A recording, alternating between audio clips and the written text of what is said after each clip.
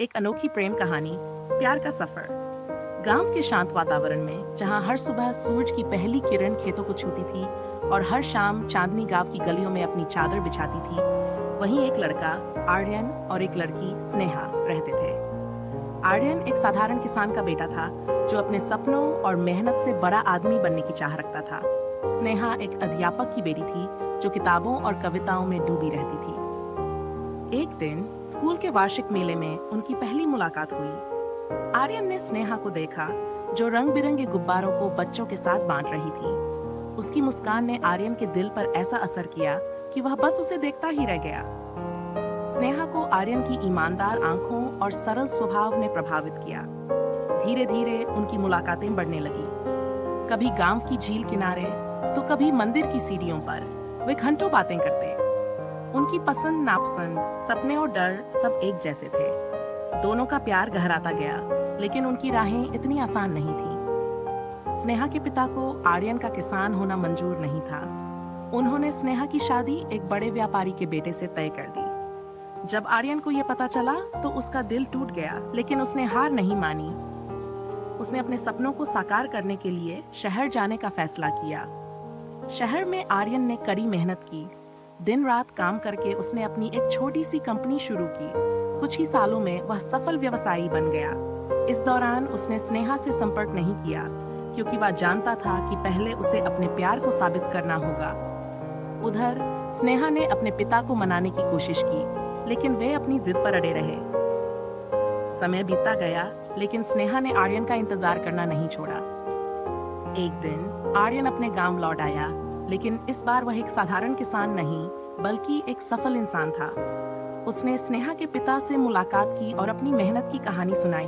उसकी ईमानदारी और समर्पण ने स्नेहा के पिता का दिल पिघला दिया।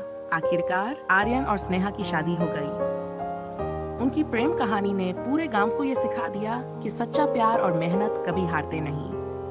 उनकी कहानी आज भी गांव के बुजुर्ग बच्चों को सुनाते हैं और कहते हैं, प्यार की ताकत और मेहनत से हर मुश्किल को पार किया जा सकता है। शादी के बाद आर्यन और स्नेहा ने अपने सपनों को साथ मिलकर साकार करने की ठानी। उन्होंने गांव में ही रहकर उसे एक बेहतर जगह बनाने का फैसला किया। आर्यन ने अपनी कंपनी की कमाई से गांव में स्कूल, अस्पताल और सड़कों का निर्माण करवाया। स्नेहा ने गांव के बच्चों को मुफ्त में पढ़ाना शुरू किया। स्नेहा की प्रेरणा से गांव की लड़कियां पढ़ाई के लिए प्रोत्साहित हुईं।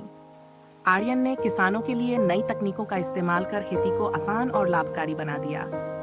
धीरे धीरे उनका गांव प्रगति की मिसाल बन गया। एक दिन स्नेहा ने आर्यन से कहा, हमने तो अपने सपने पूरे कर लिए, लेकिन क्या हमने दूसरों के लिए कुछ खास किया? आर्यन मुस्कुराया और बोला, तुम्हारे साथ हर दिन एक नया सपना पूरा करने जैसा है।